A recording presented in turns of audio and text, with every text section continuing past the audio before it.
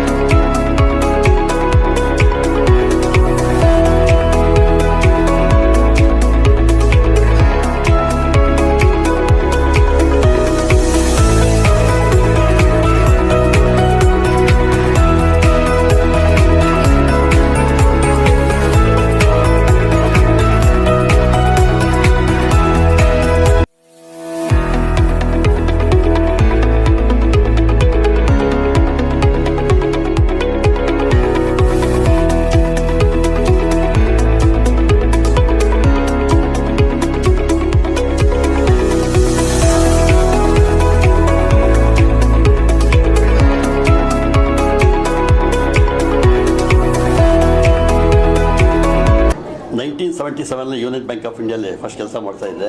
20 ವರ್ಷ ಅಲ್ಲಿ ಎಕ್ಸ್ಪೀರಿಯನ್ಸ್ ಆಗಿದ್ದು. ನಂತರ 97 ನಂತರ ಶ್ರೀ ಚರಣ್ ಬ್ಯಾಂಕು ಓಪನ್ ಮಾಡಿದ್ದು. ಅದಾದ ನಂತರ ಇದುವರೆಗೂ ಈಗ 10 ಬ್ರಾಂಚ್ ಓಪನ್ ಆಗಿದೆ.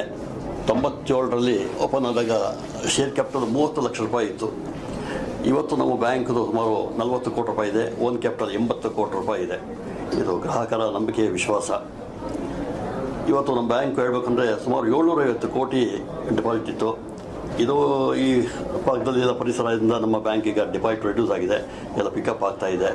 ಬಟ್ ಬಂದವರಿಗೆಲ್ಲ ನಾವೆಲ್ಲ ಸಮಾಧಾನವಾಗಿ ಸ್ಯಾಟಿಸ್ಫೈ ಆಗಿ ಸರ್ವಿಸು ಕೊಡ್ತಾ ಇದ್ವಿ. ಎಲ್ಲ ಚೆನ್ನಾಗಿ ನಡೀತಾ ಇದೆ. ನಮ್ಮ ಕಸ್ಟಮರ್ಸು ನಮ್ಮ ಮೇಲೆ ಭಾಳ ನಂಬಿಕೆ ಇಟ್ಕೊಂಡಿದ್ದಾರೆ.